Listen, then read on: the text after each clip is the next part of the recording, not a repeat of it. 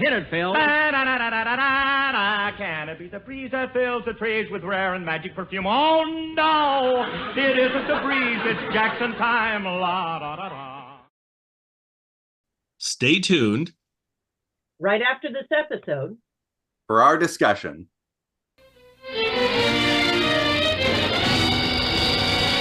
From Television City in Hollywood, we bring you the Jack Benny program, presented by Lucky Strike.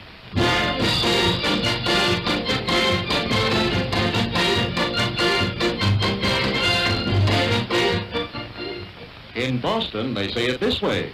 For my part, I've always been a Lucky smoker. They taste clean, and now I know the reason. In New Orleans, it sounds like this. I smoke Luckies because they taste fresher. Now, I know the reason for that. While around Seattle, you're apt to hear, I like Luckies because they taste smoother, and I can show you why. yes, wherever you go, smokers recognize this as the symbol of better taste in a cigarette. Why?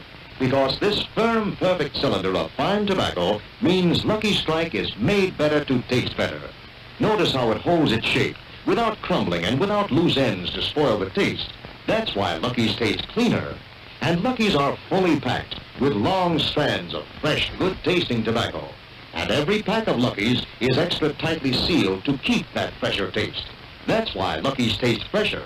You can tell a Lucky every time by its fine, naturally mild tobacco, and by the way that tobacco is firmly packed, but perfectly shredded to always draw freely and smoke evenly. That's why Lucky's taste smoother. Yes, friends, you can tell by Lucky's rich aroma that Lucky Strike means fine tobacco.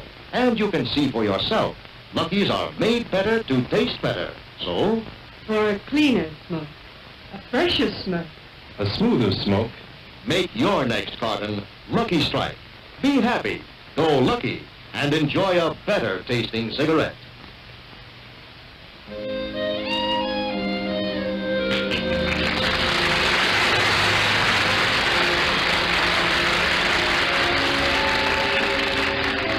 Yes, ma'am. Yes, ma'am, I'll tell him. He ought to be back here in the dressing room in a few minutes. Goodbye.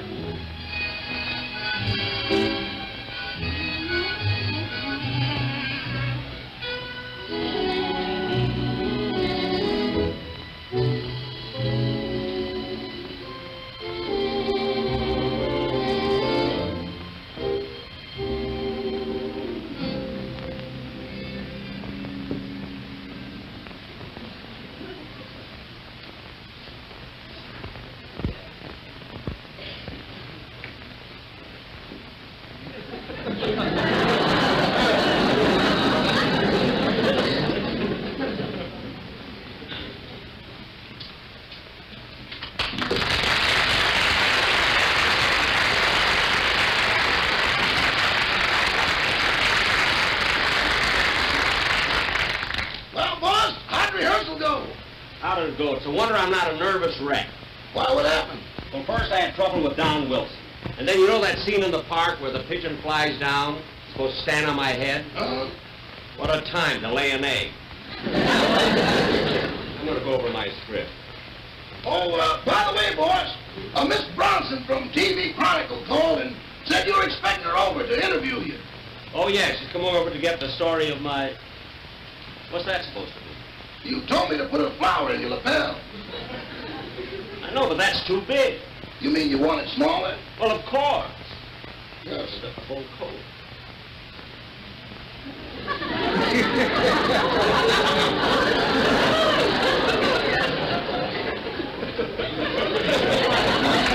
A little more off the side. Yes. Would you like a part in the middle? No.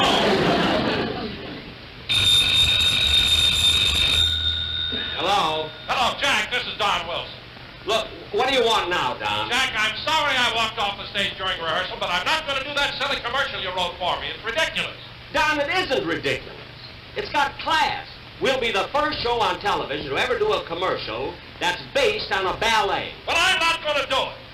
Well, you are going to do it, and I want you to come in here and try it out before we do it on the stage. Goodbye. Can't understand. What's the matter? Every time I have a wonderful idea for a commercial, Wilson objects to it. Yes? I'm Miss Bronson from TV Chronicle. Oh, yes, yes. How do you do, Miss Bronson? How do you do? This is Rochester. How do you do? How do you do? Sit down. Thank Sit you right so down. much. Mr. Benny? Yes? You may not remember, but about 8 years ago, I interviewed you at the Roxy Theater in New York. Oh, yes, the Roxy in New York. About 8 years ago, wasn't it? How time flies. Do you mind if I just sort of get freshened up a little with my makeup? No, Thank not you. at all. Thank you. I made some notes then, and I'd like to recheck the facts. Okay, fine. Is your radio cast the same? No, there's been a slight change. I now have Bob Crosby with Bob me. Crosby. Yes. I'll make that change. Do you still live at 366 North Camden Drive? Yes, yes. No change. Are you still on radio for Lucky Strike? Oh, yes, same sponsor. No change. And I see that Rochester's still your butler. Oh, yes, Rochester's been with me for 14 years. And I might add, Miss Bronson, that he's more than a butler. He's been my trustworthy friend and a genial companion and also at many occasions, a personal confidant. 14 years. Now, about his salary. No change.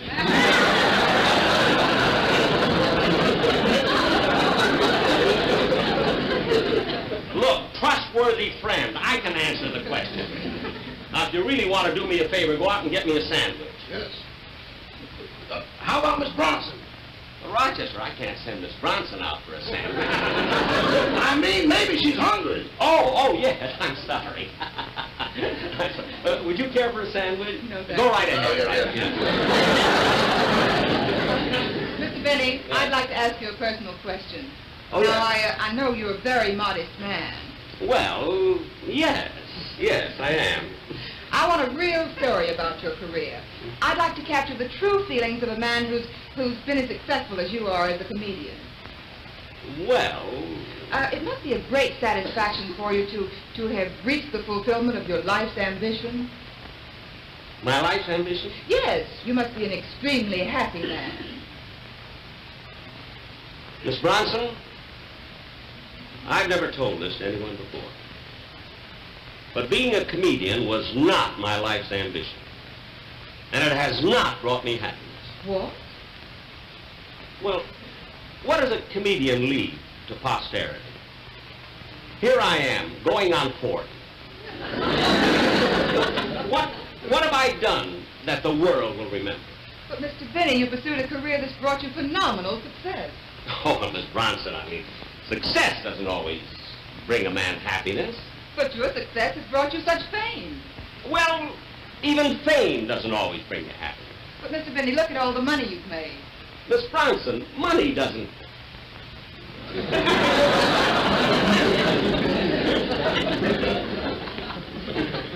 Miss Bronson,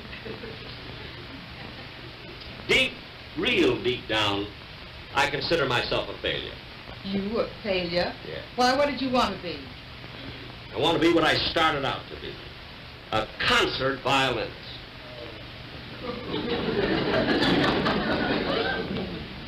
A concert violinist? Yes. But, Mr. Benny, are you really sincere? Sincere? Why, Miss Bronson, I can remember many years ago when I was a child back in Waukegan. And I remember when I was 6 years old, I had already taken up the violin. And even at that tender age, I knew what I wanted to be. And I used to practice hour after hour. And I let nothing take me away from my violin. Absolutely nothing.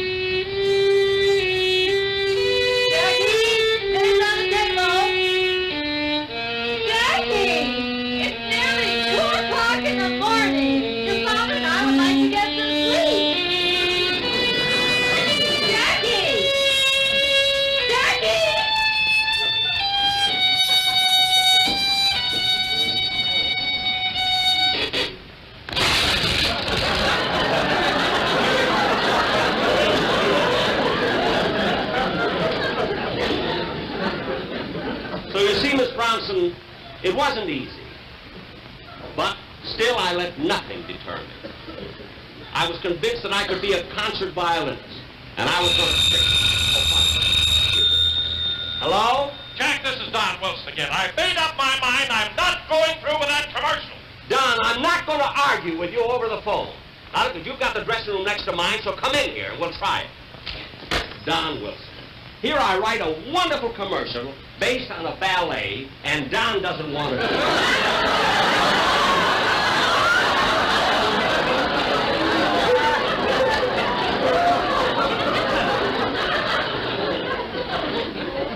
Miss Bronson, this is Don Wilson. Oh, I thought it was Vera's Arena. Now, this is Miss Bronson. How do you do? Oh, Jack, this is most embarrassing. It isn't embarrassing, Don. This is very, very clever.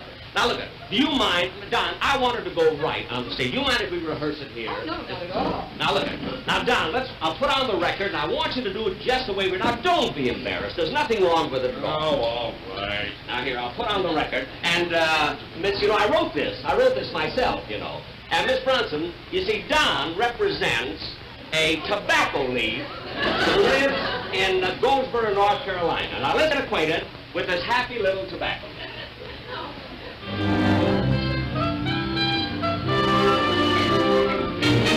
I want to read you what I wrote here.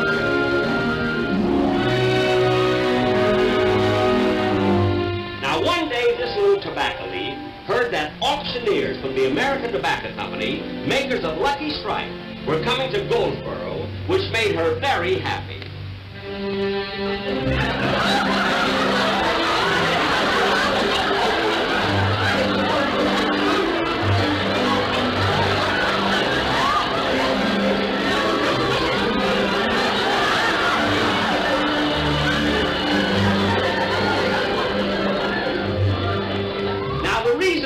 Ecstasy was because she knew that she would be selected to go to the big factory in the city because she was so round, so firm, and so fully packed.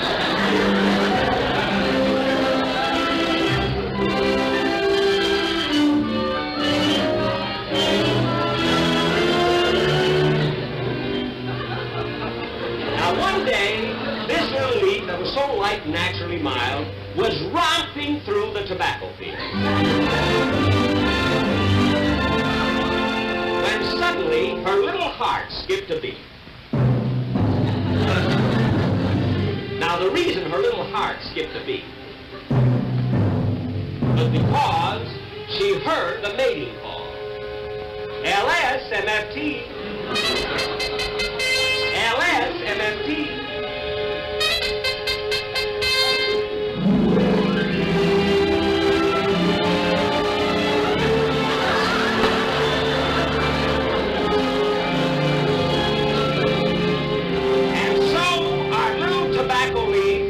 Married.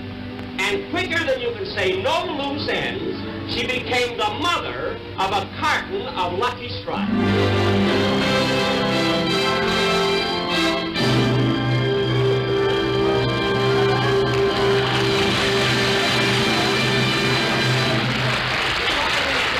Oh, Don! That was just wonderful. That's exactly the way I want you to do it on the show. It's the last time I'll ever do a silly thing like this. Now, goodbye. Isn't that awful? Why, I thought it was a very clever commercial that I wrote, didn't it? Well, getting back to your life's ambition, Miss Finney. Oh, yes, yes. Yes, where were we? Well, you had just finished telling me how you practiced when you were 6 years old. Oh, yes, yes. Well, I struggled with my violin, and before I knew it, I was 17 years old. You see, and if I do say so myself, my tone and my technique had improved tremendously. So then I was, of course, more determined than ever that nothing could keep me away from being a concert artist. Nothing.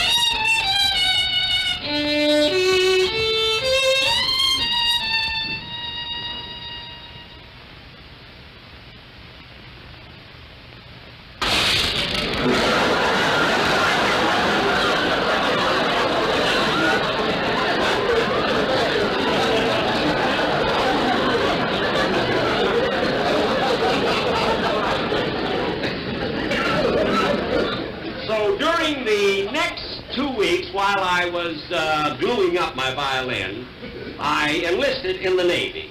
And then 4 years later, when I got out of the service, I was sidetracked into vaudeville and then radio, and of course, and then television. Mr. Finney, you used the word sidetrack. Yes, Miss Bronson. Because I am firmly convinced that if I had continued with my career as a violinist, that today, instead of walking out on the stage and telling silly jokes and being a clown and a buffoon, that I could be a concert violinist, playing with a symphony orchestra, directed maybe by someone like Toscanini or Stokowski. Gee, I can see it now. You can just see 3,000 people jammed in the Philharmonic Auditorium. The orchestra is already on the stage.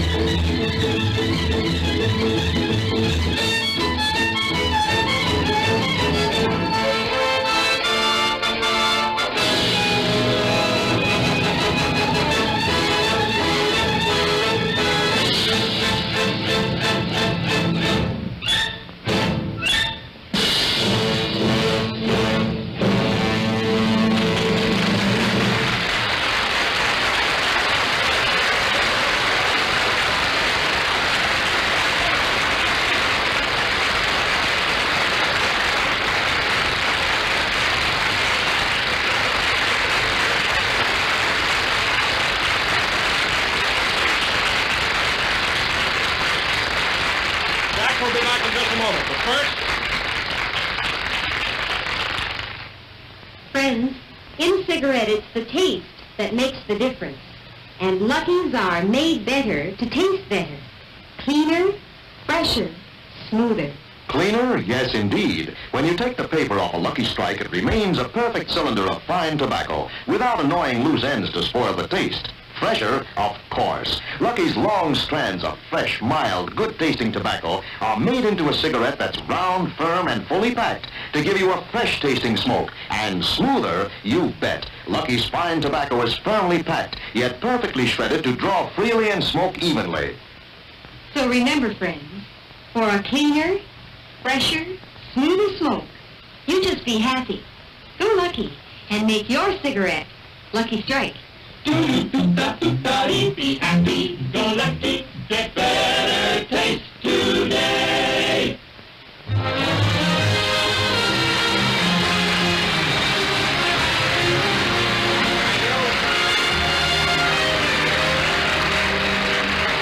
Thank you very, very much. Ladies and gentlemen, you noticed I had a 60-piece symphony orchestra there. You see, at $100 a man, that's $6,000. So don't call me cheap. Of course, I got a little of the money back because I rented them their tuxedos. But ladies and gentlemen, I'd like to introduce a very dear friend of mine who's backstage and who starts her own, and a very fine actress, too, by the way, who starts her own television show next Sunday. And I'd like to have you meet Miss Ann Southern.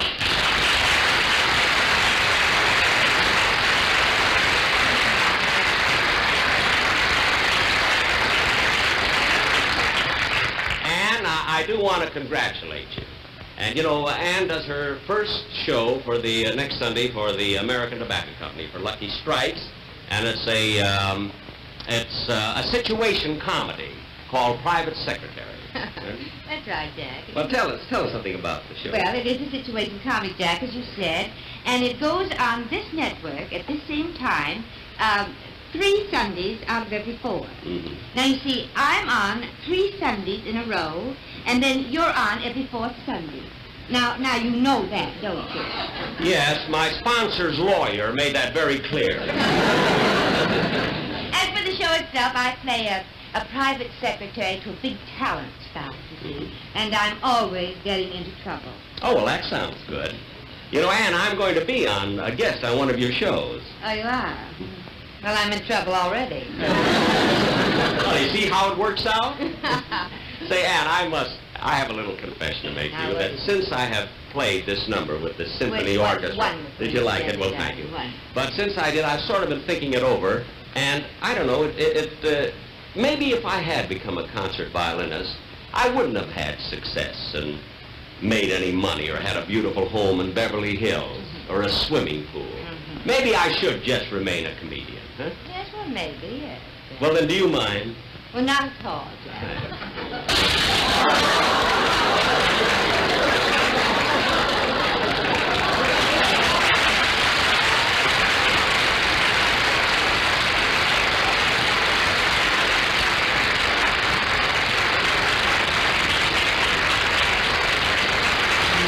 That's about the silliest.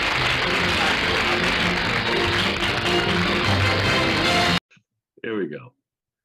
Well, hello again. This is Buck Benny speaking. We are here with Kathy Fuller-Seeley. We are here with Terry Phillips, and we're here with John Henderson. Hello. I'll talk about this on air. Whatever, it doesn't matter. I should have talked about this ahead of time. I was thinking. I was watching. I'm trying to line up the beginning show, so we're gonna always have chronologically try and feature every Jack Benny appearance that he has. So sometimes they're not going to be on the actual Jack Benny show. In this case, this is an episode, it's a very rare episode we're presenting today. I wouldn't even have had access to it more than a year ago, and it's a fun episode. So we'll talk all about that. But I was just thinking how we go around and I just kind of say everybody as I introduce them each week. I was watching, one coming up here is What's My Line? And that Jack appears on, that we'll be sharing when we get to that.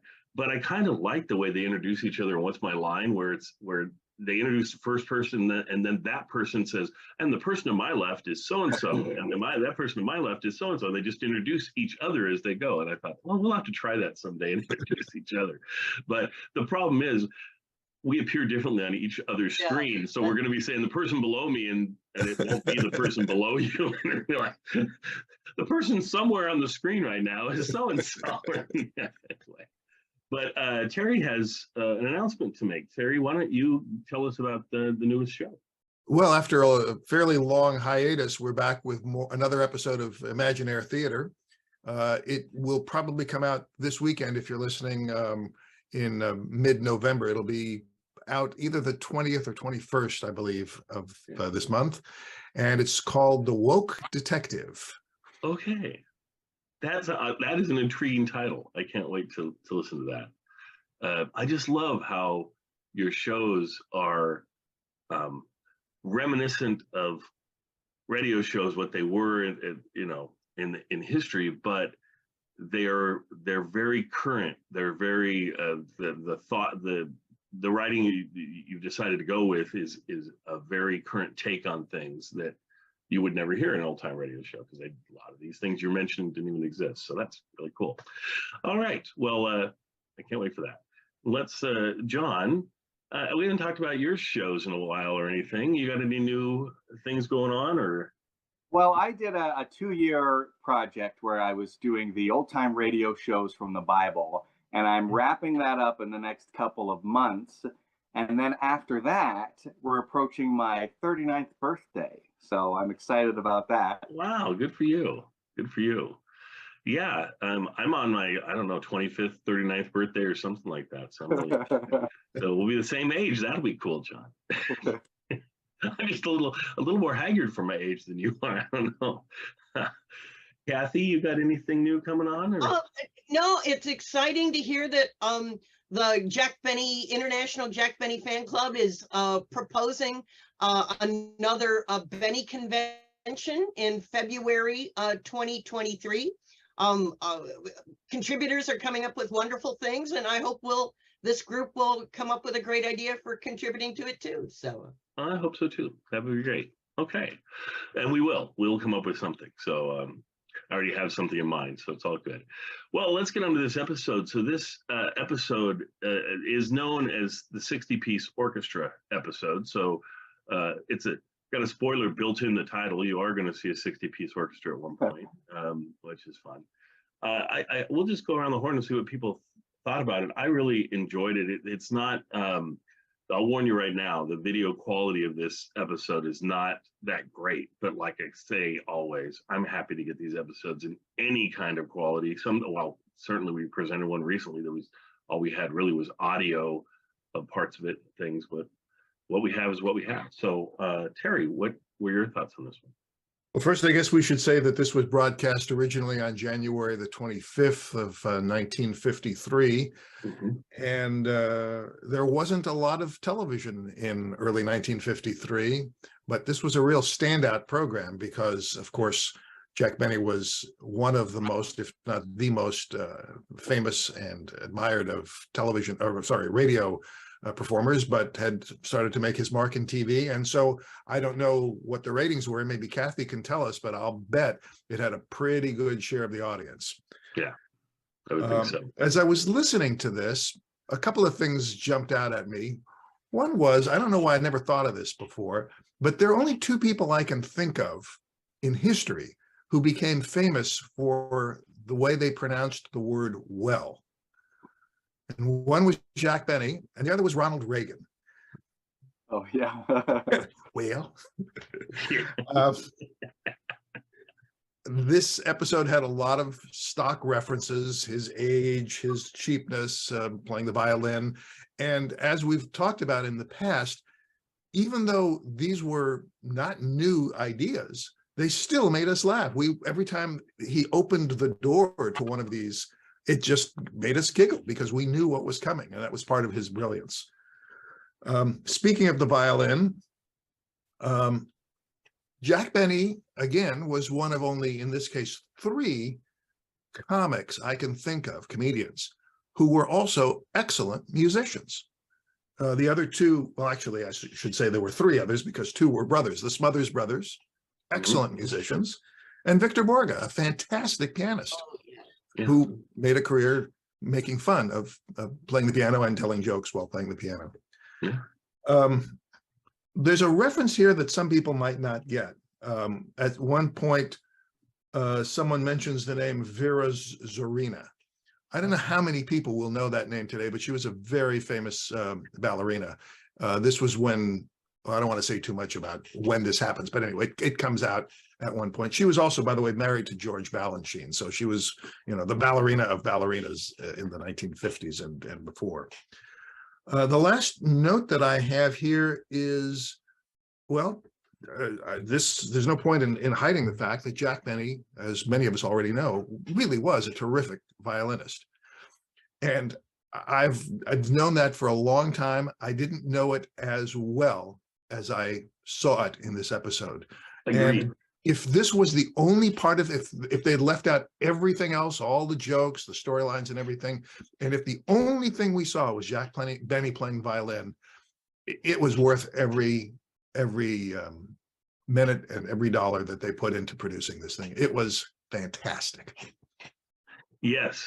And at this time, I think people didn't realize how good of a player he was.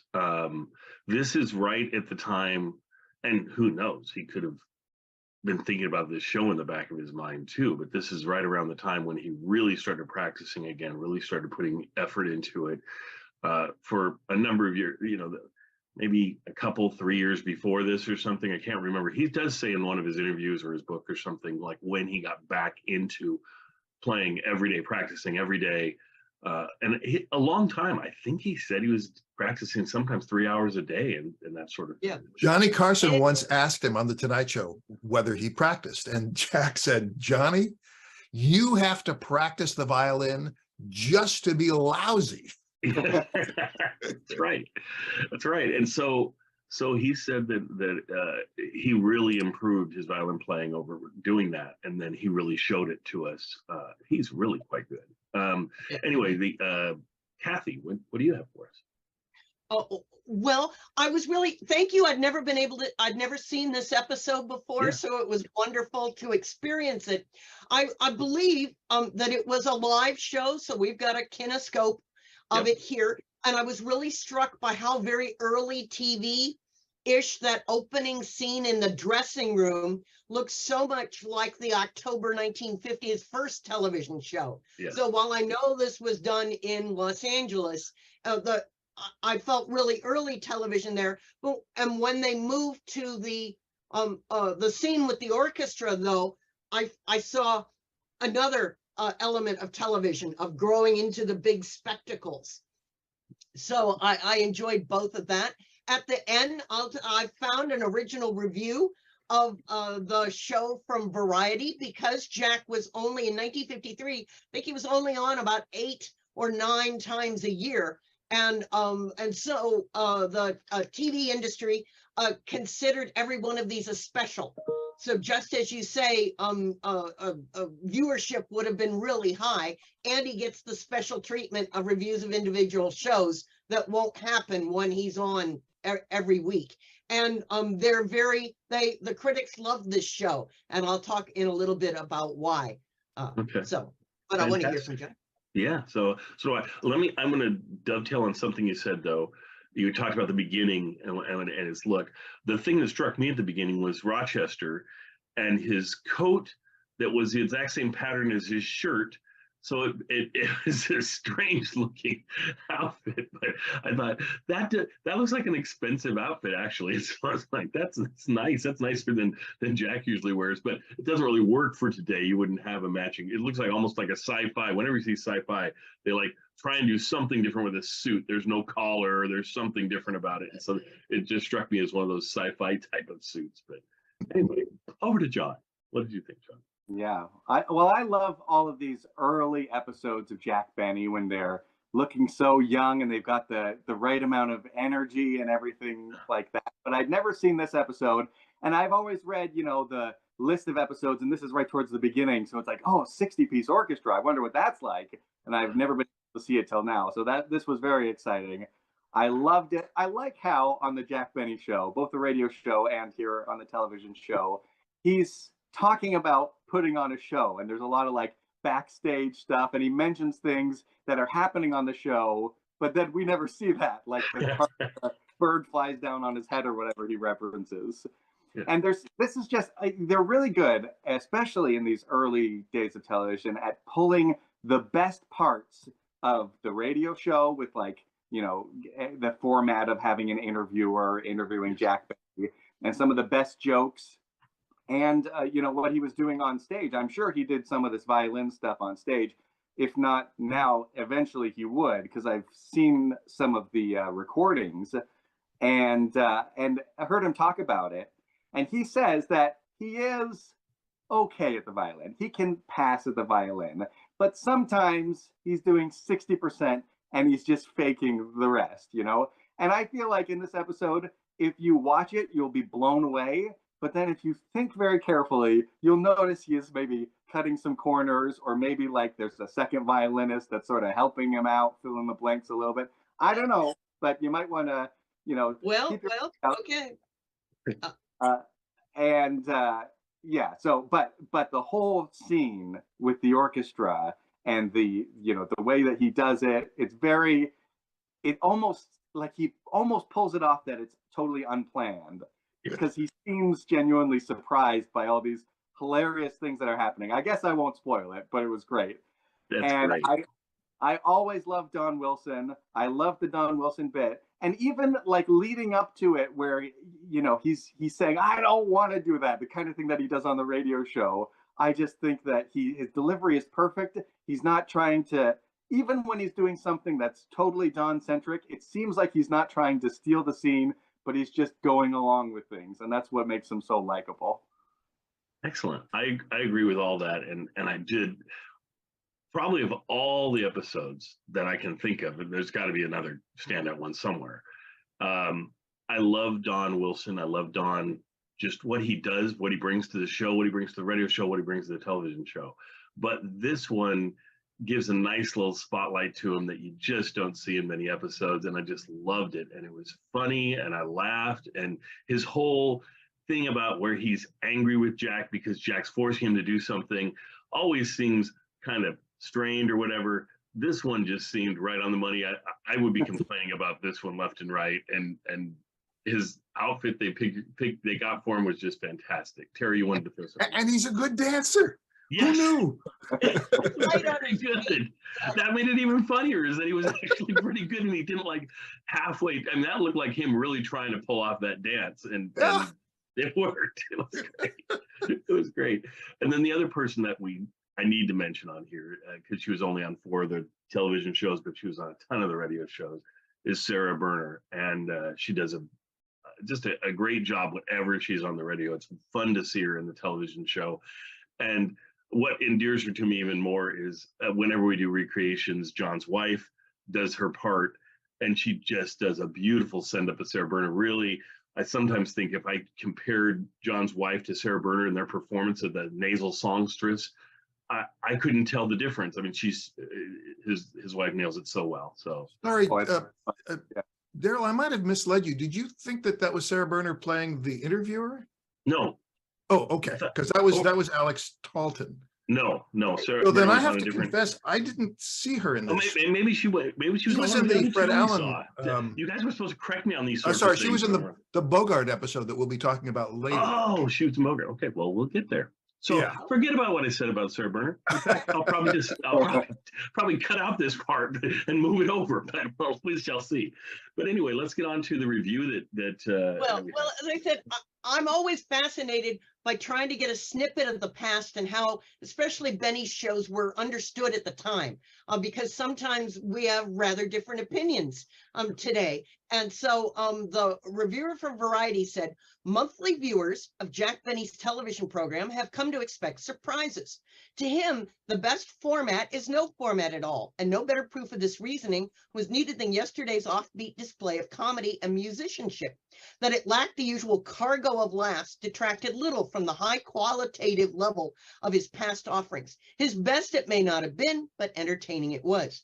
From the onset, it was a buildup for Benny's appearance before a 60-piece symphony orchestra as violin soloist. Alex Talton from Pictures set the scene by interviewing the comedian about his career in show business. Save for a few extraneous bits, such as Don Wilson's doing a ballet dance as a tobacco leaf for the mid-commercial, and fiddles broken overhead, all lines led to Benny's concertizing. The laughs were sporadic because of the show's main theme, but when come they did, they crescendoed into howls, especially Wilson's turn when he called silly and may not have been far wrong. The sight of the bulky announcer dancing on his toes was evocative despite the evident detachment. Once before the 60 Music stand fronted by Malin Merrick, Benny, in serious mien, stroked a chorus of Love and Bloom and then raced through a fast concert number reserved for such masters as Chrysler and Heifetz. It was all done without the usual humorous asides, and to the untrained ear, it came off as an acceptable rendition. But he couldn't resist Love and Bloom, and back he segued to it. For Benny, it was the longest serious segment in his 2 years of televising. He must have proven beyond reasonable doubt that he could really play the fiddle, although many must have assumed the concert piece was dubbed, which this reviewer was assured it wasn't. Benny gambled on this innovation and broke better than even.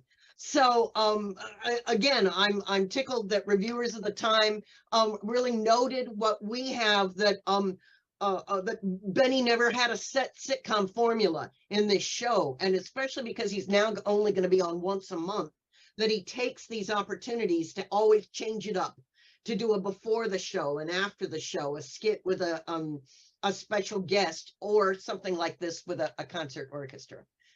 Yeah, so that was great. Thank you for sharing that. That's delightful.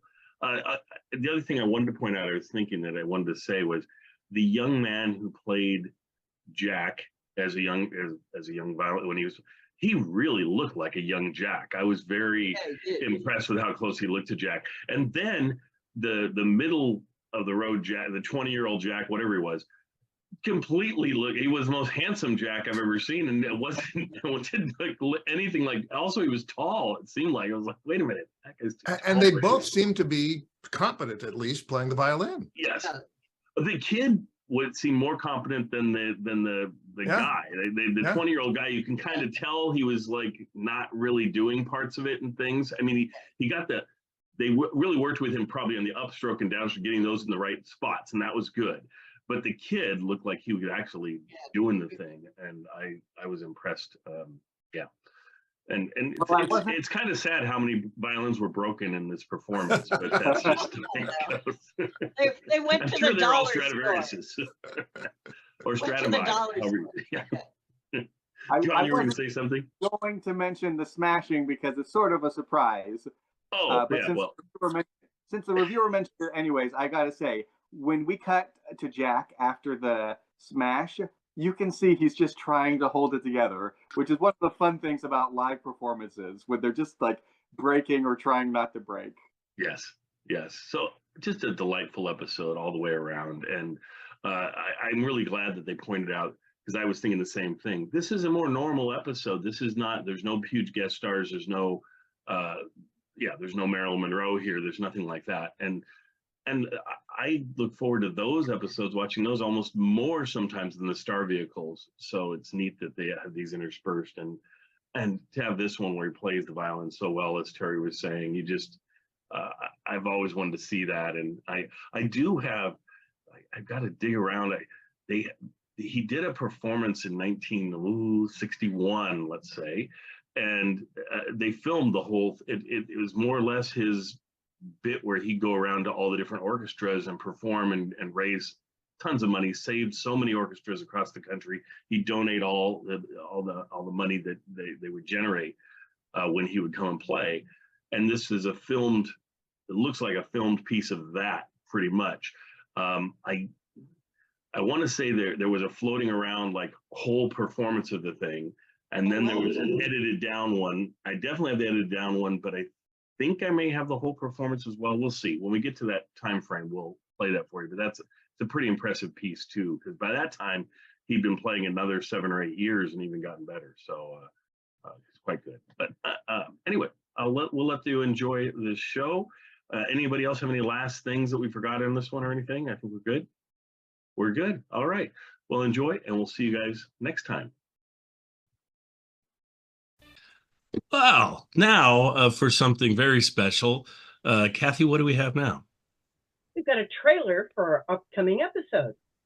Wow. John, do you like trailers? Ooh, do I? All right, let's see it. Don't forget to check out the wrong one.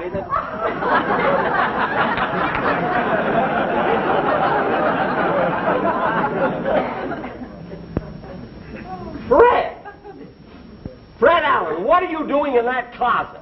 Believe it or not, I'm playing post office. Post office? Kiss me. But Mr. Lewis, there's something fishy going on here, and I'm going to get to the bottom of this. What's Fred Allen been telling you? Jack, there's no need to get excited. You know the entertainment business is very competitive. Oh, so it's competitive, huh? So that's it. Fred Allen, you ought to be ashamed of yourself, coming in here and trying to get my job away from me. Well, gee, Jack, I had to do something. I've eaten so much of that dog food, they've written a song about me being in a window. Well, I still say you ought to be ashamed of yourself. Well, I guess I am a heel, Jack. But always remember, next to a heel, you always find a good soul. And I'm quoting from that famous poet, Tom McCann.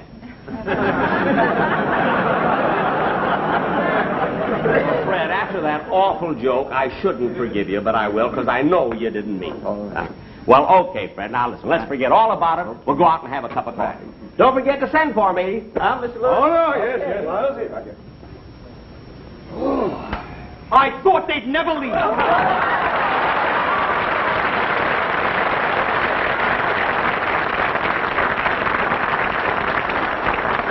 Mr. Lewis, now that they've gone, let's talk business. What do you want with Fred Allen? What do you want with Jack Benny? With me, you've got a young man who can sing, who can dance, who claps his hands, rolls his eyes, and I'm so friendly. Mr. Lewis, you'd never regret it.